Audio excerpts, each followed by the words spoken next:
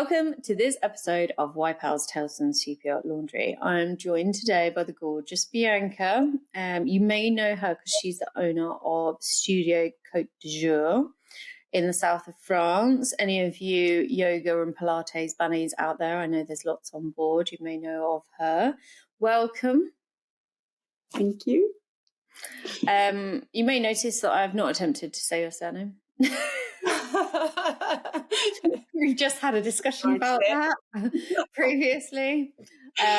Just know, I just can't massacre surnames. I'm actually really shy. We were just saying I'm really shy when talking in a French accent because I've always felt like the French were just, internally they were shaking their head and rolling their eyes at me, even if they weren't. Just stop massacring my language. But how are you doing? How cold is it where you are right now? I think is we had a little bit of snow this morning. So I'm in Sweden. My business is on the Riviera, but I live here full time with my husband and our 2 kids and our dog. So it's okay. We're in the middle of the winter now, and it's cold, but I've just been in Antibes actually. And I will say that the French Riviera feels colder than Sweden in the winter. I don't know if it's the houses or that I don't anticipate that it's meant to be cold when I'm there, but yeah, it just feels colder on the skin. Here it's the houses. Anybody who's done a winter in Palma, it always feels colder because none of the houses are obviously it's all just designed for heat and they just wear extra layers, get through the winter, and then it's all hot and sunny again. I did a winter in Palma. Our boat was in the yard, and I just could not believe how cold I was all of the time. I was just freezing, but you could have, there's no radiators. So you're just using these electric heaters to heat the room. As soon as you open the door, then it's gone. And they've got those wooden shutters that have got holes in and cold. I know exactly what you mean. I remember when I first came over to Antibes to look for work, it was April 2012. And I had shorts and Crocs to go dock walking. And I was freezing. I got there, South African. I had no money, or everything was at that time 10 to 1 or 11 to 1. Now it's almost 20 to 1 rand, or €1, 20 rand. And so I didn't have any money to buy anything more than just deal with shorts and Crocs. And that was my dock walking start. And it took me forever to find my first job. But yeah, I realized that the French Riviera is not as warm as you think it is until June, July. Well, let's as you've mentioned the start, obviously from South Africa. What made were you not loving life in South Africa? What were you doing before yachting came into your life? Wow. Yeah, I was actually working in radio broadcasting and digital media. So I studied radio journalism and I loved it. I really, I just loved what I did. But I was at a point where I was and I hear so many yachties share this, I was working in quite a corporate job at the time, quite a bit of responsibility, just long hours, sitting at a desk, sitting in traffic. I was in a bit of a dead-end relationship. And I just thought there has to be so much more to this than this, And my best friend was yachting at the time. And of course, at that time, Facebook, just seeing all of her pictures, this is amazing. And I just popped her a message one day and I said, how do I do this? I want to do this as well. And she kind of, go and do this course. At that time, it wasn't that formal. You could just get by with an STCW and some sort of basic something. And I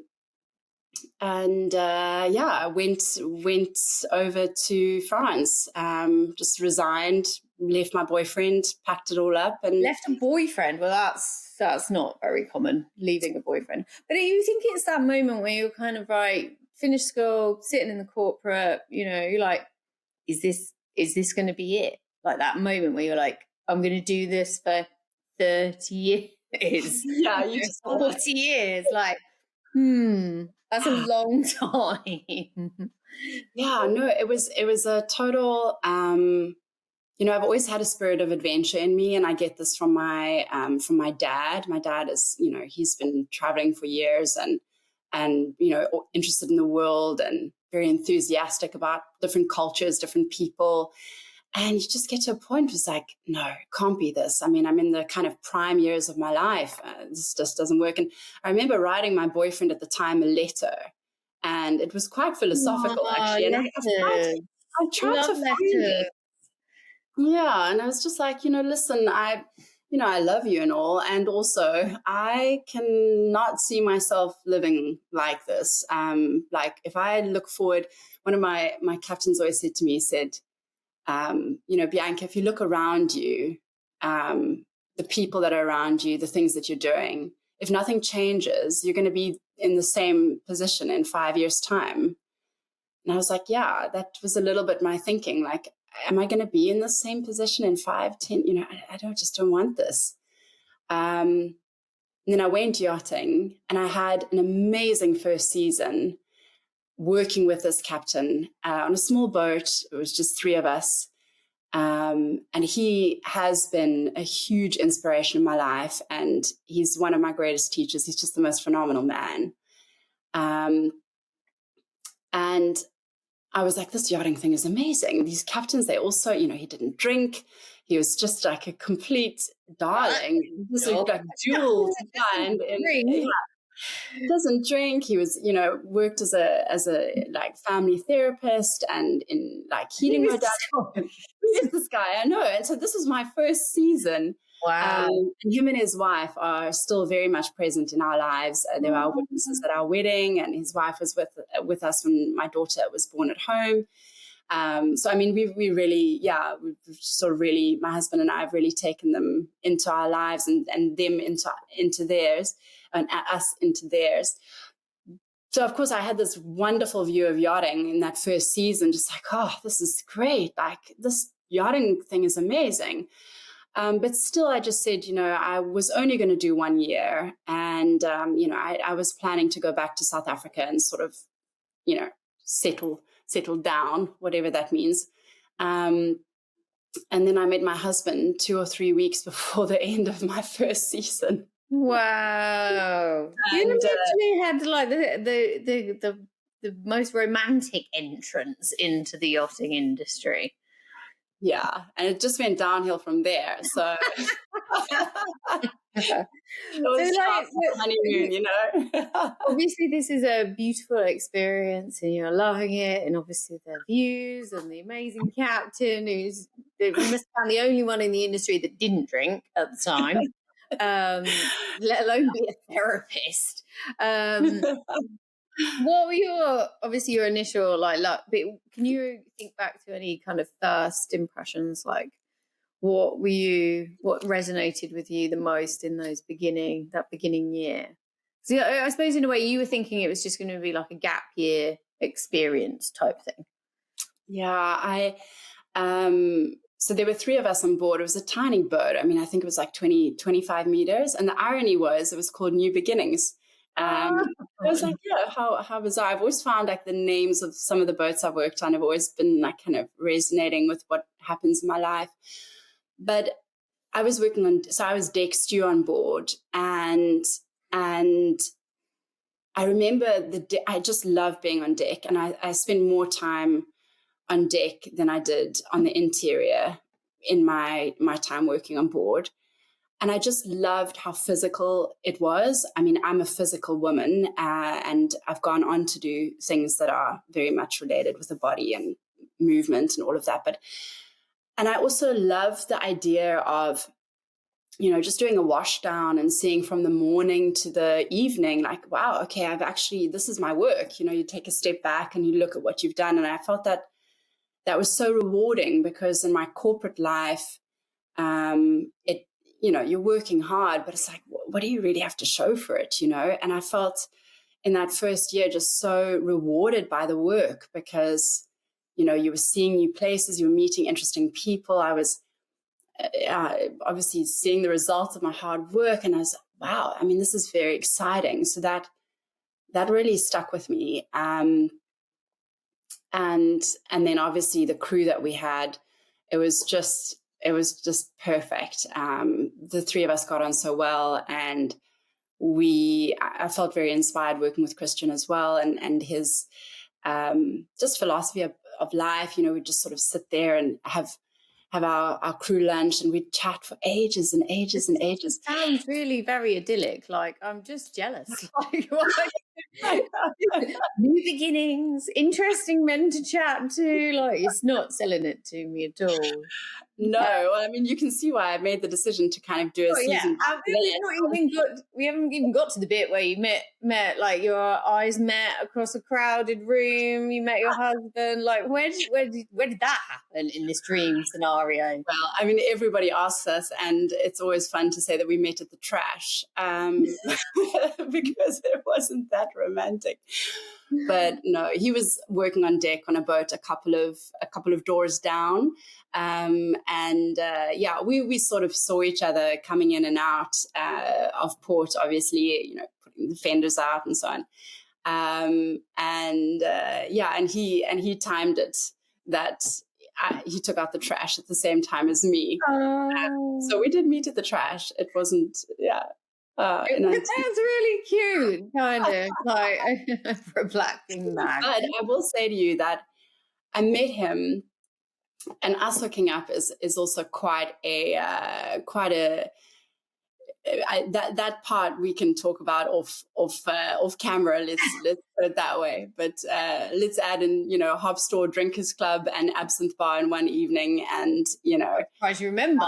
Well, I mean, you know, and him sort of scooping me up off the passerelle because I'd gone home and fallen asleep on his on the mat outside his boat. So yeah, it was quite traumatic actually, because you know, my mum had always said to me, "You just never do that. A man will never ever want to marry you if you do that." You know, in South Africa, she hadn't met a yachty at that point. You know, like that. That's kind of romantic. Oh, she waited on the mat for me.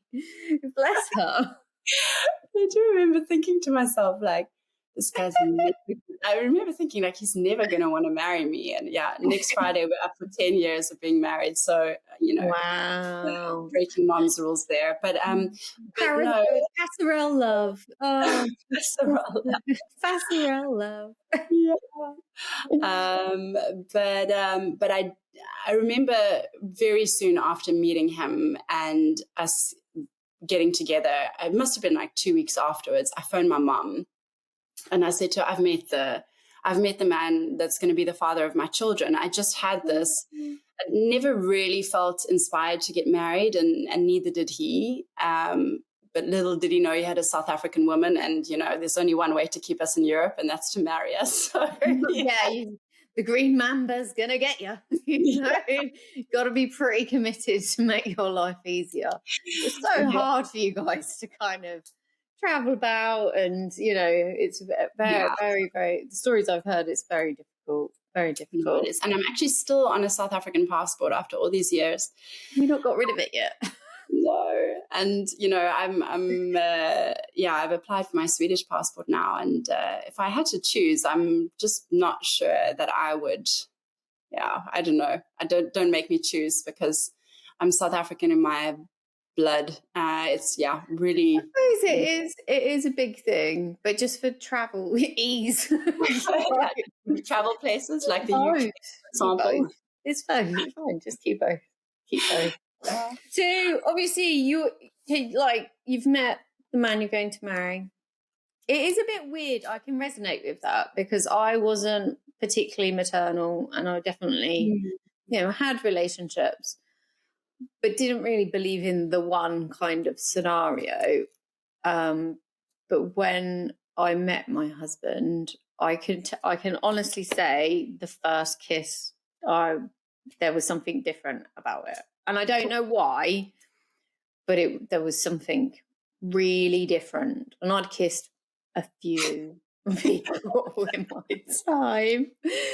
So for it to be different is quite special, you know, and it's, when you know, I guess. Yeah, exactly. I knew, I definitely knew I was going to have his children. And I'd never had that feeling with anyone before. And I'm really grateful that we've had children together, because it's actually one area of our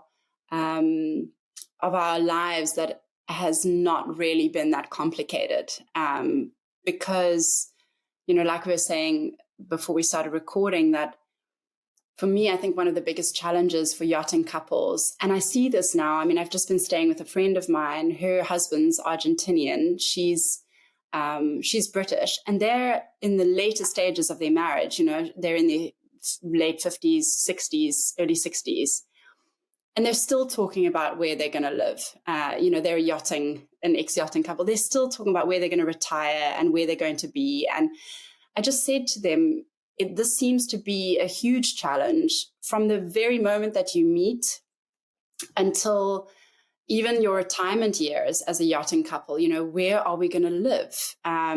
We still talk about this, my husband and I. We moved to Sweden in 2020, end of 21.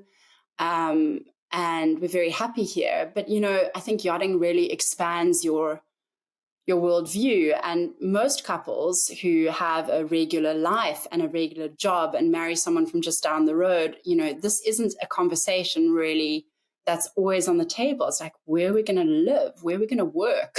I resonate with that loads, because we live, obviously, I moved to where my husband's from. We're in our house now and it's very lovely, but in my head we've got one more move. In his head, this is the house we're going to live in forever. And he's like, we're going to live in it forever. And I'm like, I think there's one more move. I really do feel like there's one more move, but he's just adamant. He's like, no way, we've spent too much money on this house. We're not going anywhere. But is that there is one more move, or is that the internal fight with the yachty? The yachty explorer, adventurer stops, but do those urges and those feelings really ever disappear? If you don't satisfy your traveling bug with holidays and stuff like that, it's just that restlessness, because you have gambled and a lot of the gambles have really paid off, and even the hard ones, you learned something. So it, like I've said on other episodes, it's addictive. That's what yachting is in a lot of ways. It's the next adventure, and you just get the buzz of waking up somewhere brand new is, one of the best ever. So we have to wrestle with our wild, woman selves.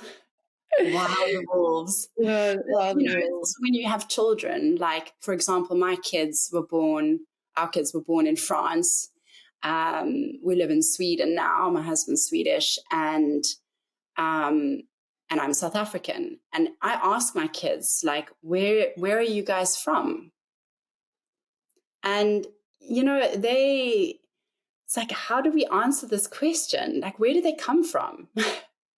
Well, I mean, of course, they come from a beautiful place, these two little beings, but, it becomes really, and we now have parents who are getting older and, family, and I'm lucky to be, lucky, but I'm an only child, so I'm not separated from my siblings, but, my husband was for a long period of time when, so it's like, where do we belong? It's just I think culturally, in today's society, wherever you are, there is a crisis at the moment with what is culture now, because so many people have moved around, and what kept communities and countries together is not the same anymore.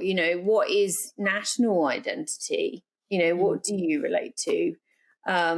It gets tricky, and then you end up kind of like, your children might say, well, they're just children of the world, they're connected to everything.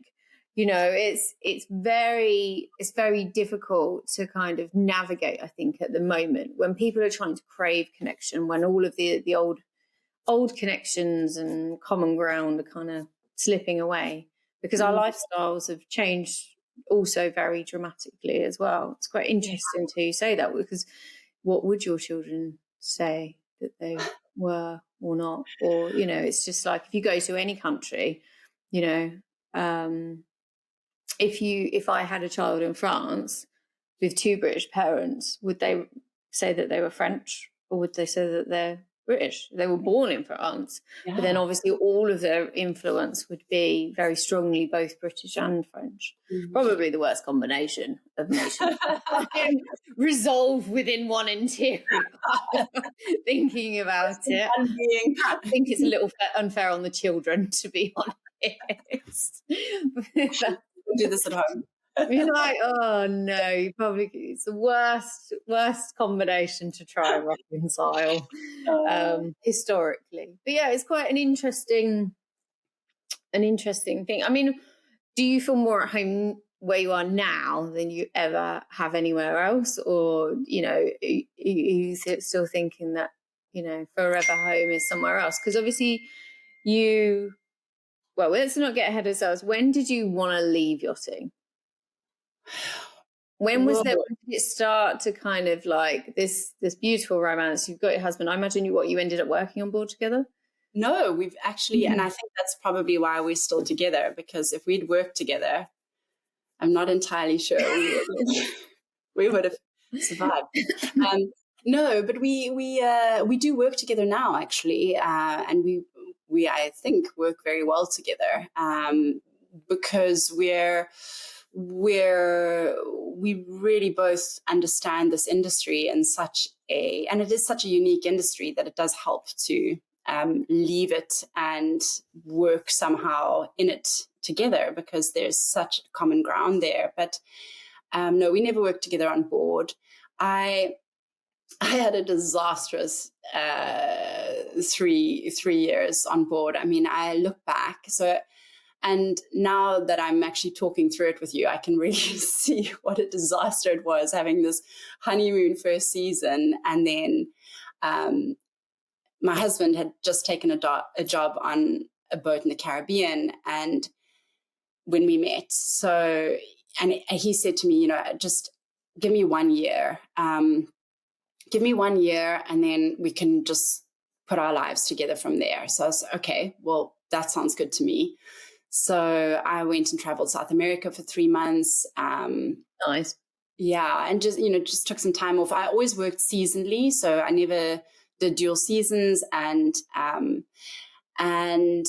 then the first boat after the boat that my dream job or dream year was on the east coast of Africa, and I got on board, and I was just suddenly completely in a different space to what I'd been when I was in the Med for my first season. I just suddenly realized, okay, this is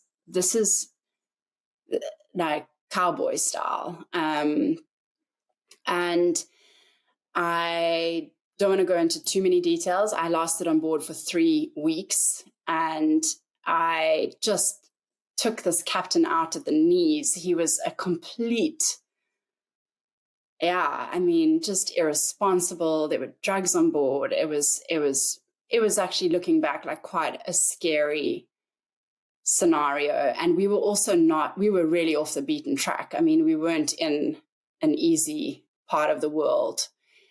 And he fired me, and literally I got dropped from the boat into a port in Mozambique. I will never forget this as long as I live.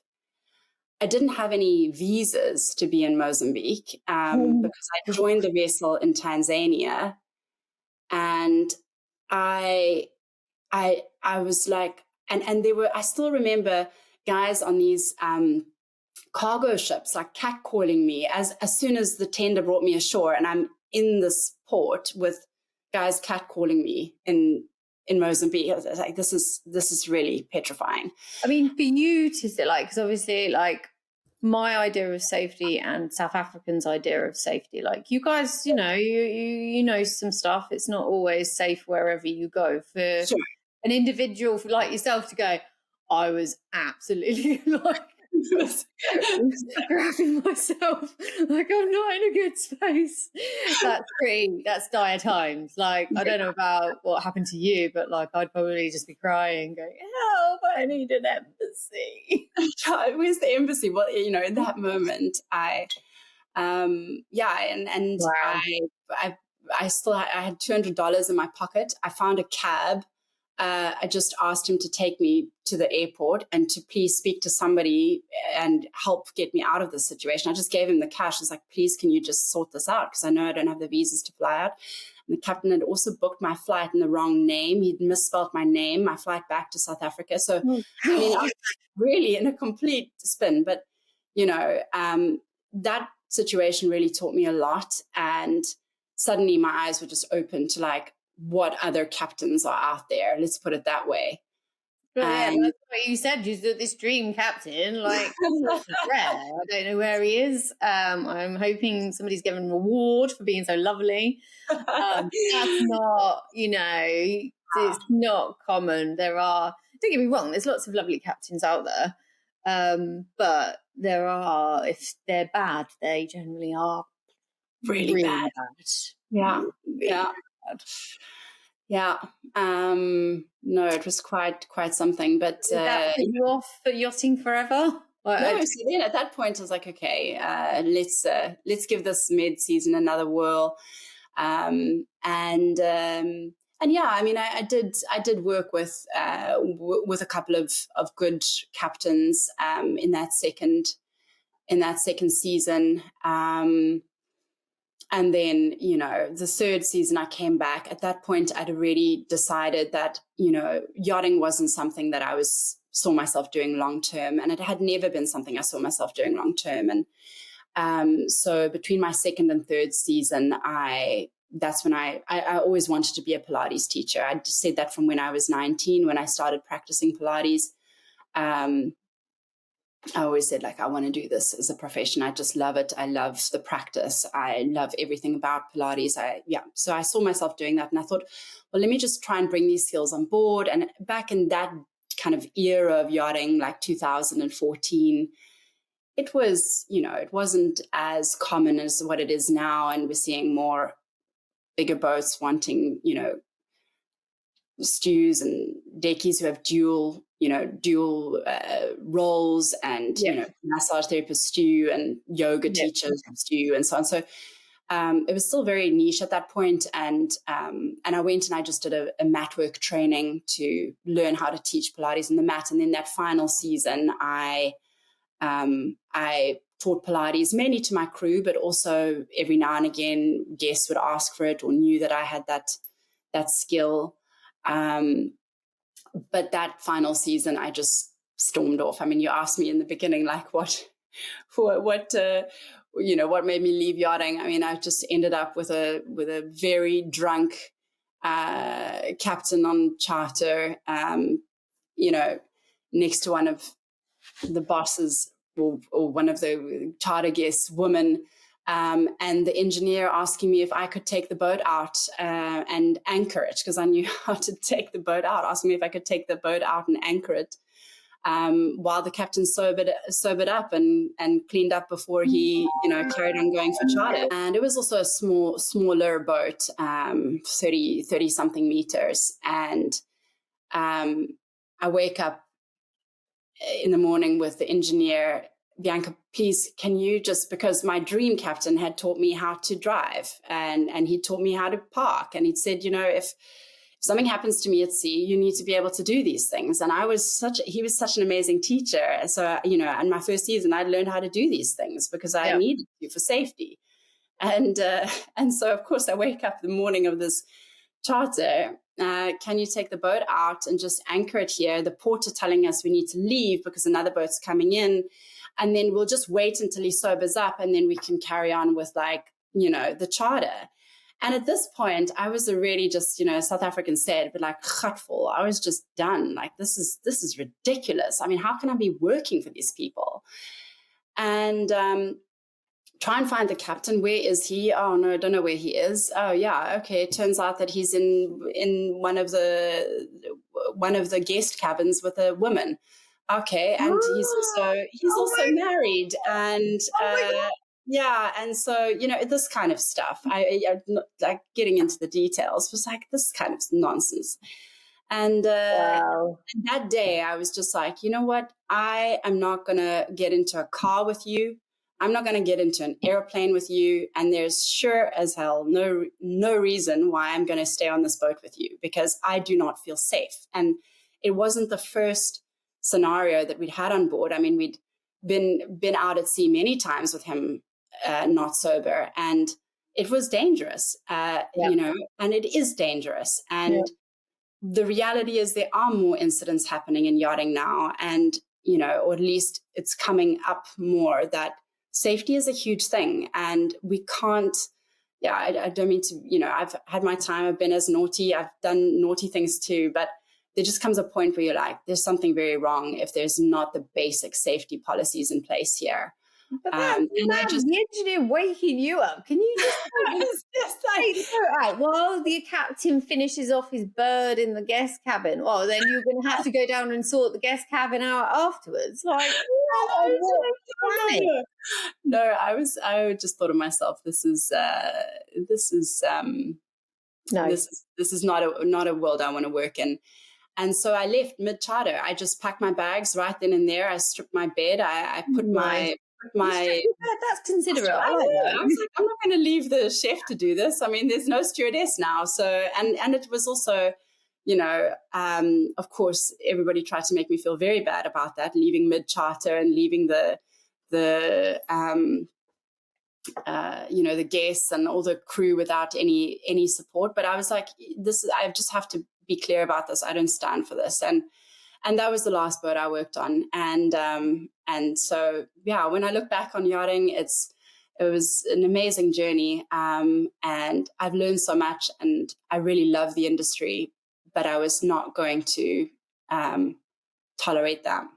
Yeah. I mean, we've all worked on boats that are a bit loose, but generally, like my experience of loose boats is when there's no guests on, there's no responsibility, we're not going anywhere, everybody goes a bit wild, kind of like, yeah, right, okay, but not when you've got when you're on a boat and people are being wild with around guests and stuff like that. Like, it's not possible to pick up the slack, so the whole situation is just imploding. So, I do like the fact you stripped your bed before. It's like, I'm not going to leave you completely in the shit. I've just stripped the bed for you to make it a little bit easier. Now I'm going. See ya.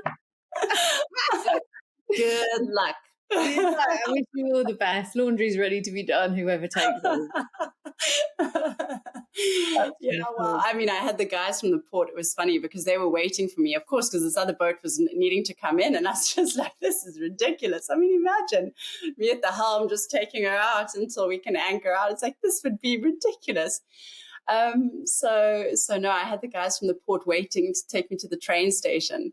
And they were in stitches. They were just like, you're hilarious, because I just couldn't have any of it. And and I just jumped on the train, and actually first stop, I stopped over at my wonderful captain for my first summer, and they were doing a wash down, and it was wash down Wednesday, I still remember, and I just said, I just need to debrief here. I've just left the biggest storm. That's quite a tale, I have to say. Like, it is, that's quite a tale. But on a serious note, you talk about, we laugh about these stories, but obviously when you're in it and you're experiencing it, and women, that wasn't the first instance. So you've stayed, like all of us do on board. The situation's getting out of control, but you try to stick at it. Yeah. How much damage is done to you with that, with that sticking around? I think what I hope is changing with the industry is that women are feeling a lot stronger to do what you did in the end, to get off and go, no. Mm-hmm. Because how many have just stuck it out? and then not really understanding how much damage they're doing to themselves, the trauma that they'll be absorbing, just and also feeling like they can't get off, captain's got my passport kind of scenario now, all of those kind of things. Yeah. It just makes me wonder how many girls, how many women, because I've spoken to quite loads now. We've all got a tale of, maybe those moments where we should have got off loads earlier. Well, I mean, it's like on one side of the coin, it's what happens for women when they stay. But I'm a woman who, my first captain's always said this about me. He said, Bianca, you're a woman who can smell, hear, feel, see bullshit from a mile away. Yeah. And I have a very low tolerance of bullshit. It's my nature.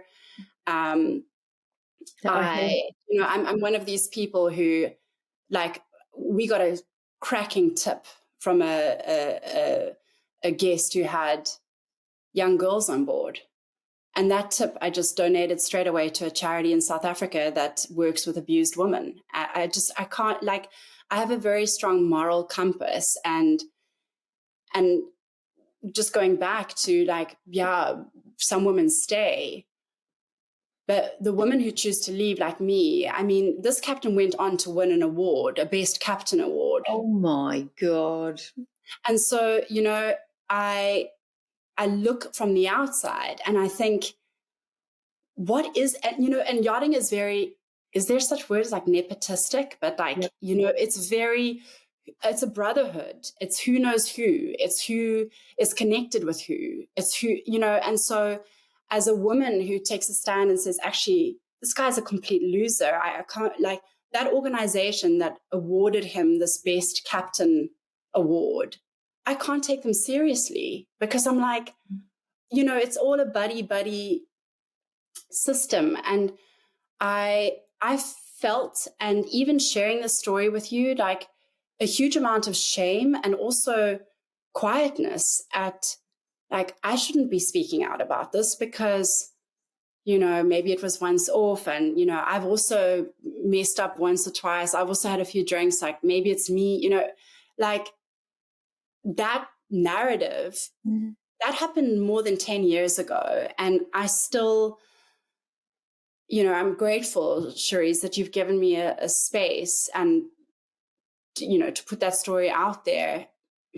Who knows how it will come back. But I just think we have to add that voice and kind of really pop that bubble of shame, because for the women who do choose to leave, especially women who want to stay in the industry. I mean, I didn't want to stay in the industry. It didn't matter to me, my reputation in yachting. Yeah. But, what happens to those women who go to the crew agent afterwards and say, I'm looking for a job. Oh, but I left because I stormed out mid-charter. I mean, that doesn't look great in your CV, does it? And no, it doesn't look great on your CV. And how it's reacted to, like, my first boat, I stood my ground. I kicked off. I got fired because I stood my ground.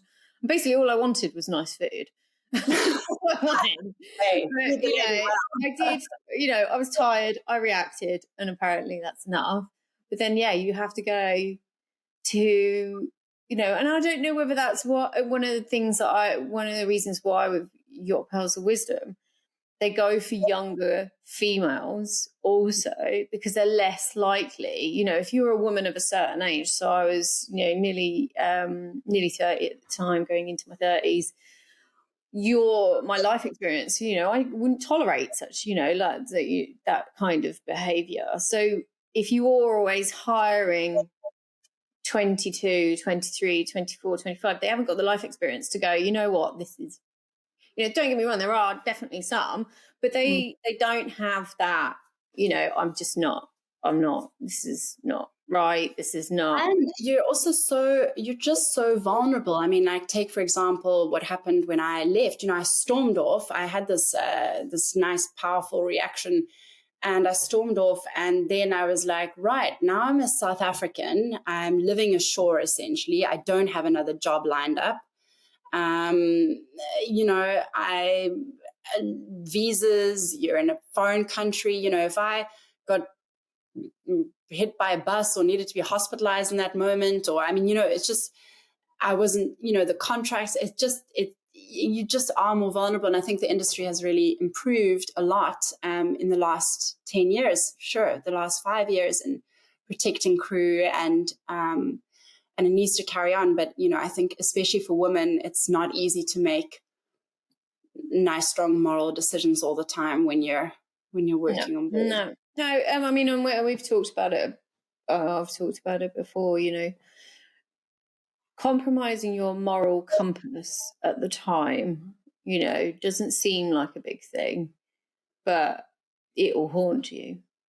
It will haunt you for the rest of your life.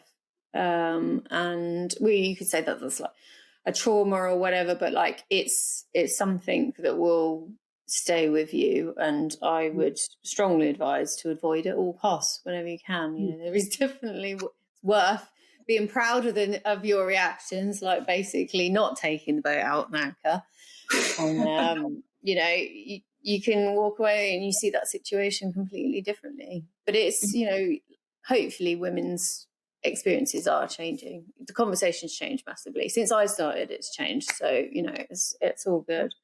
So I imagine during all of this drama, you're still talking to the love of your life who's cruising around the Caribbean, enjoying himself. You're like, I may have lost my job.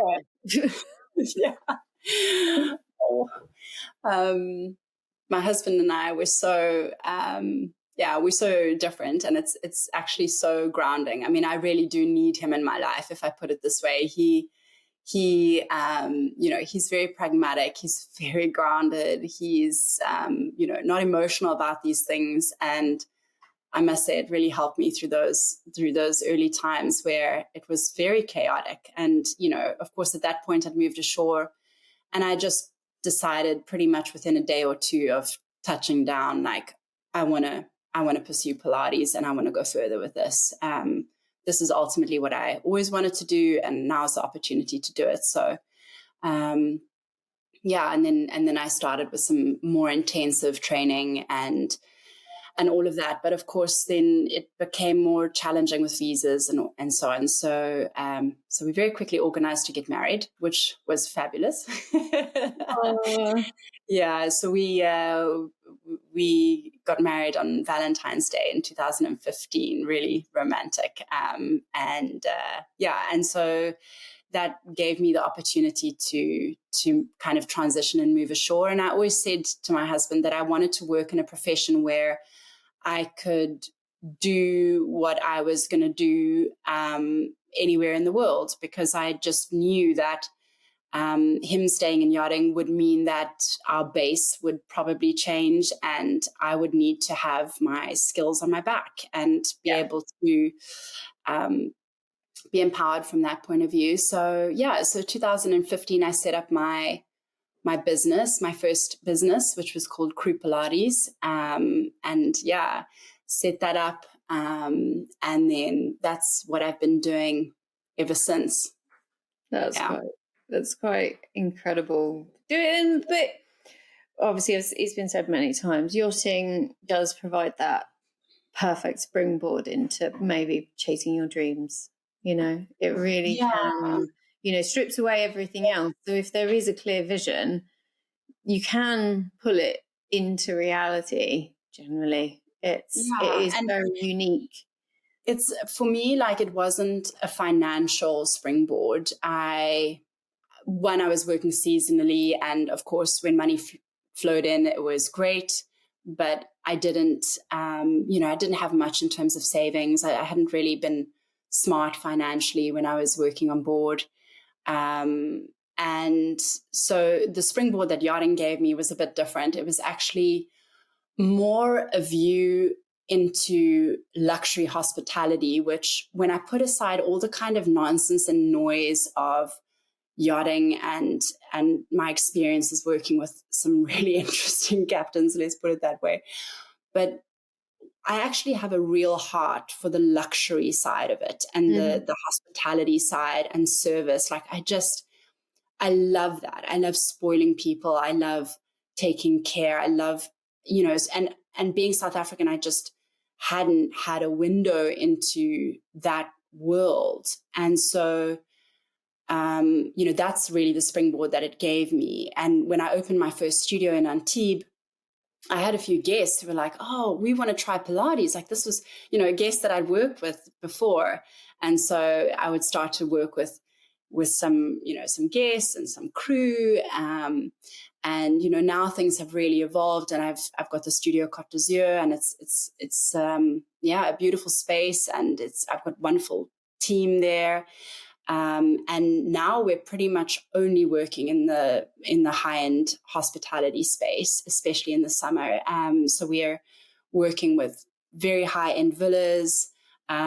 We've got a number of prestigious families on our client database, client lists, and we are working with the same guests that are chartering and own yachts. They're coming to the studio to do Pilates, and that philosophy, that love, that passion for hospitality that I learned in yachting and learned that I loved when I was on board, is something that I've brought into my business, and our clients notice it. It's what makes our studio really stand out. So that's this kind of springboard that I got in yachting. It's quite incredible. It does look lush. I have to confess that I've never tried Pilates. I went down the yoga path, but it's always been really interesting. There's not actually anywhere to do Pilates near me, too far away. But I will give it a go one day. I think one day. I mean, your studio does look beautiful, but how are you juggling? You don't live in France anymore, so your business is in France and you're in Sweden. Like, how's that working out? There's a lot of gray in here. So, I mean, one thing I can say is that, it's all about the people. It's all about the people that I have in place. So I have a wonderful team and a loyal team, and I just wouldn't be able to do it without them. So I've really structured things as best as I can, and I'm trying to get better at systemizing it so that, I'm less and less operational, and, I can work on bringing more business in for us, and, and put the right people in place to help me with, all the things that just chew up your time, social media, administration. My husband and I own the property where we have our studio, and, so it's also having a property in another country and all of that. So it's a real logistical nightmare. And I'm, I work way too hard. That's for sure. I'm a very hard worker. I love what I do. It doesn't feel like work. So I really have to be disciplined about giving my family also the space and creating that life of balance. But yeah, I go back now maybe 3 or 4 times a year. I was just back now for 2 weeks. I'll be back again in June, and my team just they deal with the summer without me. But I'm on call here, and just trying to juggle it. But it is definitely harder work than it looks. I have said this, that in my next life I'm coming back as a client in my studio. I'm not coming back as the one who owns the thing. No. Who wants to go into business? Yeah. And lose, as far as I'm concerned.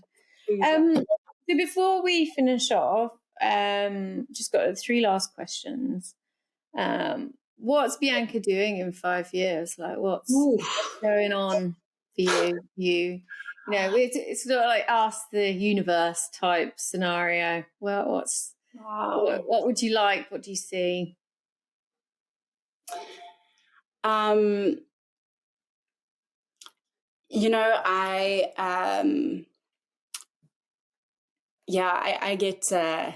get emotional thinking about this, but I do think I've come into my life to teach.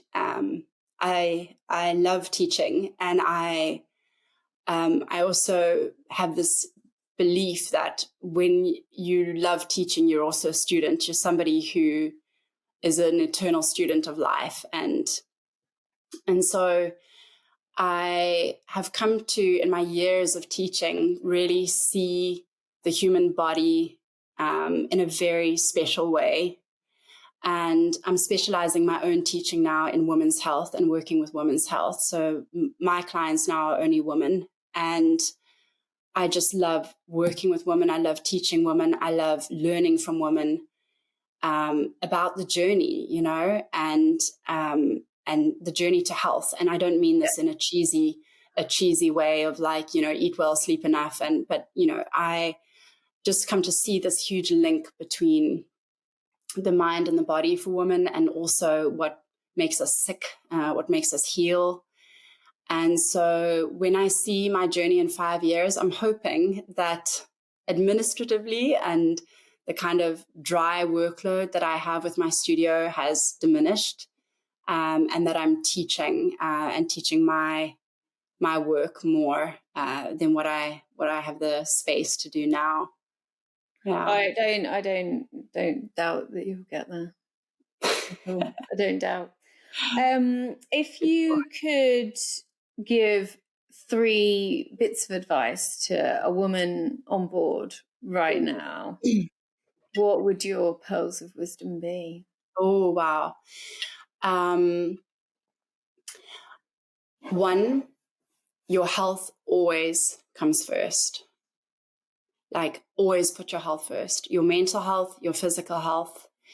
I've been working quite closely now with yacht crew who are interested to study Pilates, and I've just been dropped a little bit back into the world of yachting and meeting younger women in the industry and hearing about some of the boats that they're working on and the scenarios they're in.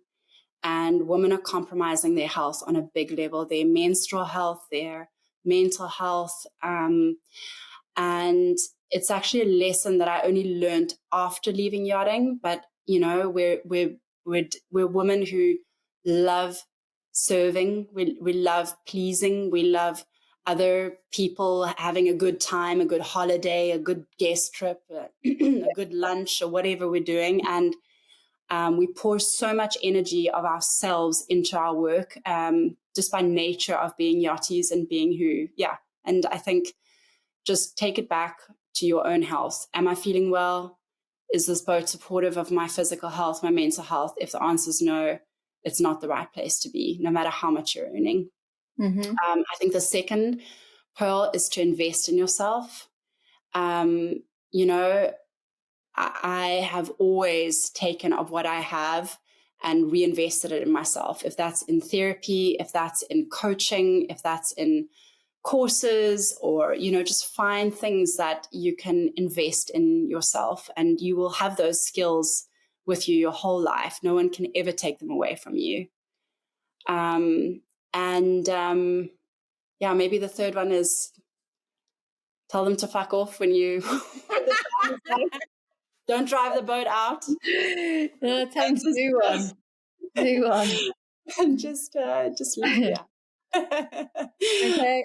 I like the last one. That's pretty good. I just don't be afraid to say, 100%.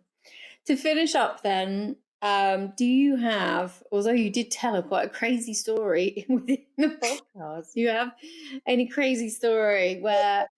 When I say crazy story, we've had a bit of a mix. So we have had crazy stories where people have, you know, funny, not funny, scary, but one story that kind of just sits with you, and it just really describes how bonkers it is.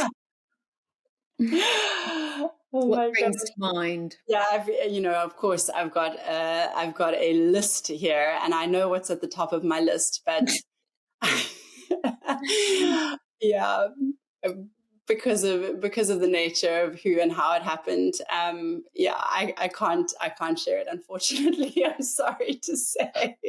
Well, what we might do is we might get you to write it down, and we'll maybe do it anonymously at a later date. I have to say you have given us a crazy story in the middle of this podcast. So thank you very much for joining me today.